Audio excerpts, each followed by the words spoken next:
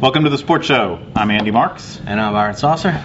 Byron, the show's about the kids. It's rarely about us. But every now and then you need to take a pause and just look Pat yourself on the back. Yeah, look at the situation. And, you know, I got to notice that one of the two noted prognosticators on this panel is undefeated without a wrong pick in 3 weeks. Is that right? That's right. 3 straight weeks. Well, this would be the third. Ah, okay. I got you. Well, it's good that someone's keeping up then, Yeah, right? yeah. And an undefeated week for you also last week. Congratulations. It really is, I can tell you from experience, a tremendous accomplishment. So let's talk about this week's games. We have Forest making their, I guess they've been a 6A school once before. Yeah. They're making their 6A debut this year. They got a school from Jacksonville coming in, Mandarin. What do you know about them? Not a lot, to tell you the truth. I talked to David Hodges a little bit. He went up and scouted him last week during his bye week. I think Forrest goes into this with some confidence. They had a bye week, which really helped them get well. They've struggled with a lot of injuries this year. I think Donald Webb will be back full speed. Eric Hyman at linebacker. James Reed was a little banged up. So all those guys back. Another week of James Brooks running plays in the quarterback position. I like Forrest in this one, 27-17. Yeah, I'm going to go with Forest also. I'm picking for I don't know what reason a lower scoring game, 17-14. That district is an interesting district. We've got nothing but Jacksonville schools in there along with Forest. It seems like Orange Park has been, on paper, thought to be the team to beat, but a big win by Forest here would make a statement. I think we'll see how that one goes. And another big game in the county. We got a red hot Denellen team at home. They're hosting a school from Inverness, Citrus High School. I don't know about you. I think this is a game Denellen should handle. Yeah, I think so. Another district game for these guys. Denellen could really put themselves in the driver's seat here with a 3-0 start in district. I think they'll do it. Bubba Black continues to get it done. He should go over 1,000 yards Friday night. And the defense, I tell you, averaging just allowing, I think, just under 160 yards a game. That's going to get it done. I think Citrus is a little outmanned here. I'll take Denellen 41-13. Yeah, I agree. Denellen generally does not have much trouble with those Citrus County football teams. Citrus is a notch below Crystal River, who Denellen will play an important district game with later in the year. I think Crystal River beat Citrus 27-0 last week. Citrus has a new coach, kind of a personnel shift happening. I'm looking for this one to be a breeze for the Tigers, 35-7. All right, moving along. Two new district foes, North Marion at Bellevue. Now, these two teams certainly play every year, but now even more at stake in the district. It's hard to really pick against North Marion right now. I mean, they just seem to get better and better every week. Bellevue got a bye last week, which they sorely needed. I don't know what to expect from the Rattlers. I don't know if they'll stay in that double wing or they'll get out of it for good or maybe go a little here and a little there. But I just think North Marion has too much. That defense is playing very well. Cortland Thomas, Latavian Sweet up front. Devin Brandt, linebacker. Brandon Carl on the back end of that thing. Just speed all over the place. I like Chucky Looney, LaTroy Pittman, Jamie Gilmore. Just too much for the Colts. I'm going to take them 49-6. Yeah, Mike Bowe, I think, is a smart coach out there in Bellevue, and he's got 2 weeks to prepare for North Marion. If there's any flaws, if there's any little holes to be found, I think he's the kind of guy who could find it. But what he can't coach his way around is the fact that he's going to be overmanned all over this field. And I just don't see this being a close game.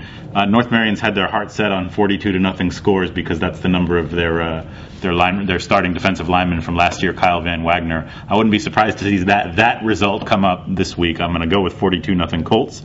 That brings us to Lake Weir, who was on the wrong end of a North Marion blowout last week. Yeah. Lake Weir has a pretty big game in their district because everybody seems to think that Gainesville is kind of the team to beat in that district. I think Lake Weir and Springstead both probably believe they're the team that's going to be in second place.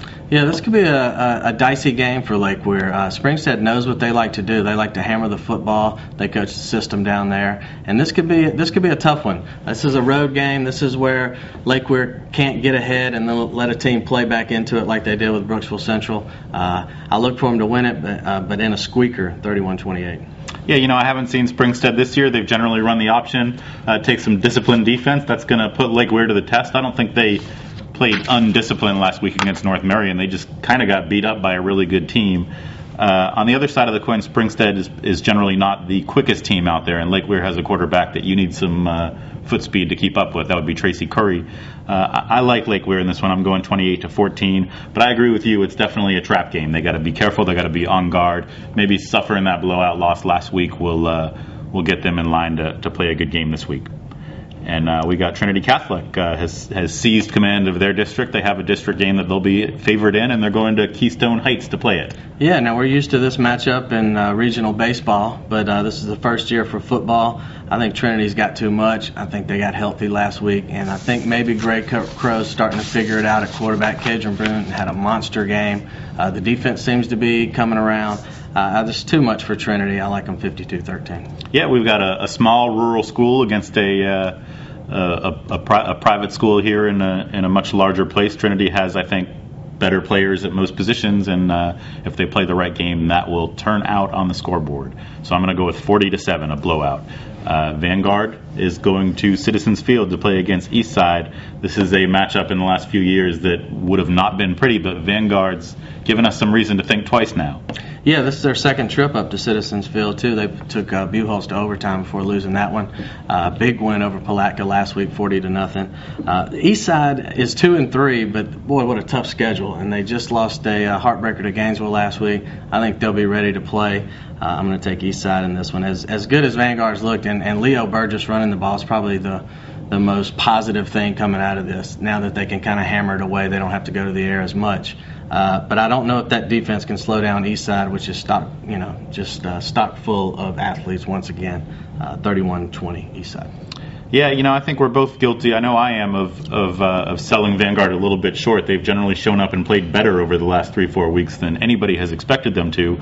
Here's another situation where on paper it doesn't look like a great spot for Vanguard, but there are a bunch of overachievers this year that are playing good football. I'm going with Eastside by 2 touchdowns. I hope it's a closer game than that. It's really a great story that Alex Castaneda is putting together over there. And another great story, Lyle Livingood, the coach of Westport High School, coming off of their first victory.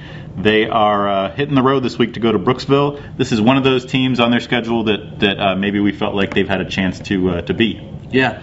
I mean, the loser of this one falls to the seller in that district. And, I think the Westport kids, tasting victory last week, I think they can sustain that. Larry Rogers looked really good at quarterback. I like Jose Burgos, out of the backfield as a receiver and a runner. If the offensive line can make a little more progress, and I know Lyle thinks they're headed that way, if they can get just a little better each week, I think they can do a little damage. I'm going to take them in a close one, 20-14. Michael Buffer, the famed boxing ringside announcer, when undefeated fighters clash, he likes to say somebody's O has got to go. We're both coming off an undefeated week. I'm going to take the other side on this one. Westport, I'm hoping that Lyle Livingood gets them properly mentally prepared. If they get too proud of themselves for beating Umatilla, they're going to lose this game. I hope it doesn't happen. I'm going to pick Central. I'm going to pick a wide margin, 30-14. You guys go ahead and prove me wrong, and I won't be upset at all. And let's talk about the Crusaders. Yeah, the Crusaders, this one got swapped up. They were supposed to hit the road, but Eastland had a problem with their field. So they're coming up to Ocala. That doesn't improve their chances. They were probably outmanned anyway. I like the Crusaders big. Again, they beat Heritage last week 62-0. This could be a similar type score. We'll go 54-13. Yeah, man, what's not to like? I think their big test is coming up, the following week? I believe so, with Faith Baptist, yeah. Right. This team doesn't look like it has anything for OCA, and most of the smaller private schools at their level, that's probably the case. OCA is a class team now, and that's a kudos to Butch Etheridge, who's really built this in the last 3 years. I'm going with 42-7. We will be back on Monday morning to talk about this in our Friday Night Rewind show. In the meantime, you can stick with Ocala.com on Friday nights. We'll have live footage from a couple of different sites. We will also have a live scoreboard at the website where you can get pretty close to real-time updates as to what's happening out there.